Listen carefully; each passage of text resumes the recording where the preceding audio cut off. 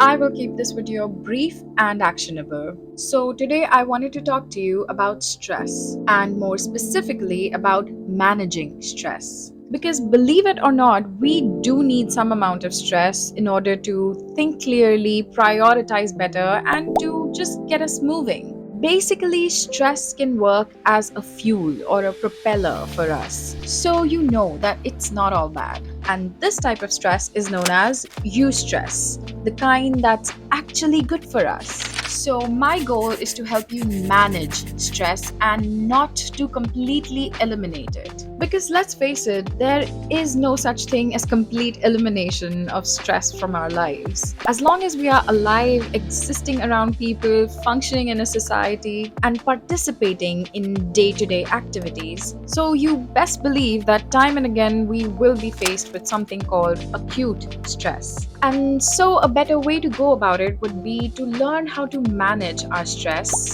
so that it works as the good kind as opposed to turning into distress. And hey, I will also give you a ready to do grounding technique at the end of the video. It's called the 5 4 3 2 1 tool to help you better manage your stress and anxiety in minutes, wherever you are. So make sure to watch till the end as I wouldn't want you to miss out. So let's get to managing your stress. So, to begin with, the first step always has to be identifying your stressors. So, when it comes to psychology and starting on this journey of personal well being, we cannot be shooting in the dark.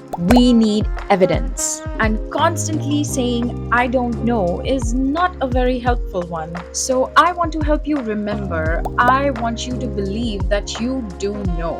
You just probably haven't sat down with yourself in a while. So check in with yourself. Start by asking yourself a simple question: what is stressing me out? Then wait, and please be patient with yourself because most times the response does not come in words and sounds. Often it comes in images and visuals and sensations in your body, but it always comes. So start paying attention to them. Write them down if you have to so that you don't forget your own insights. And then ask yourself, how do I deal with them? Do I avoid those feelings and people that cause me stress? Do I look for ways to numb and distract myself through use of substances, alcohol, scrolling aimlessly on social media? Do I fight and criticize myself too harshly for my own shortcomings? Or do I actively replace bad thoughts with good thoughts, talk myself out of my worries and anxious feeling states? Or do I seek help from trusted friends and family members? Because understanding how we react and behave when confronted with stressful, anxiety provoking situations can help us recognize how to better manage stress going forward. Another very important factor in managing your stress levels is fortifying your mind and body. If you come to think of it, it's really the basic stuff that we have been neglecting lately. So let me ask you, have you been getting enough sleep? I recently read this that daytime stress affects nighttime sleep,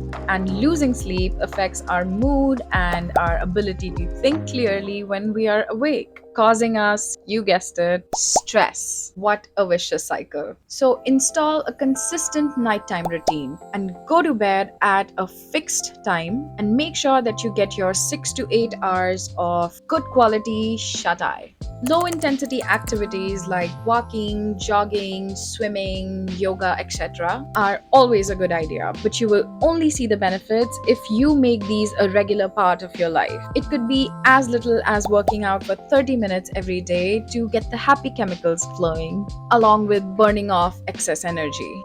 Well, this one is a no brainer, and yet all of us mess this up so easily. Our brain is powered by the foods that we consume, so tell me down in the comment section, have you been eating healthy lately?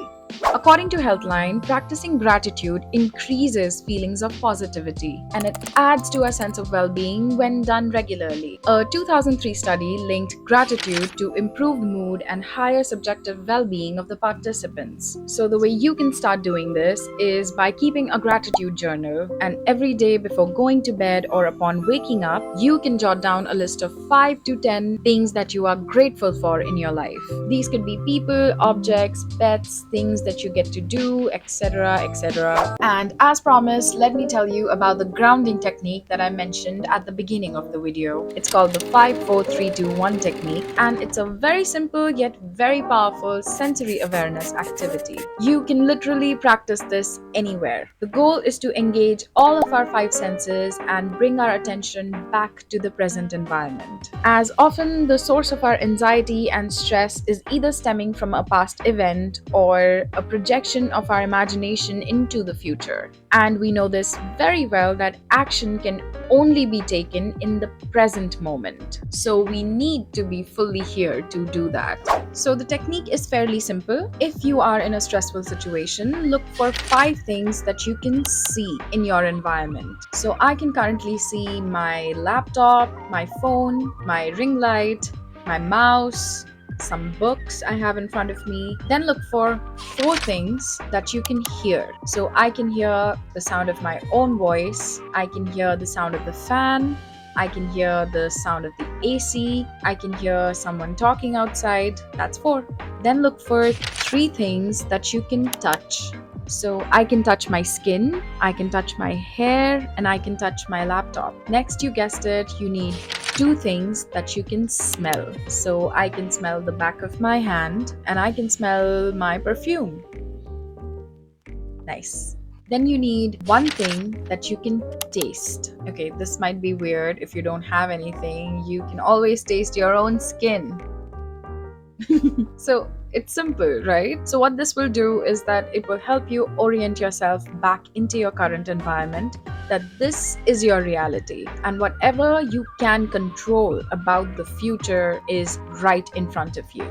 So, we have all experienced stress in our lives. It can quite literally come from anywhere and set up camp in our minds. And when that happens for a longer period of time, it becomes chronic in nature, which leads to emotional exhaustion, energetic depletion, and even burnout, especially in our professional lives. The most common reactions to such high levels of stress is usually to ignore it, fight it, or distance ourselves from it. However, the best approach in times like these is of acceptance. And in doing so, we remove the contributory stress related to unwanted feelings and freeing us to move forward in the direction of our values and creating a more meaningful life for ourselves. If you found value in this video, then I request you to share it with somebody who can gain from this information. Also, don't forget to hit the like button for more content on psychology of everyday life and personal well-being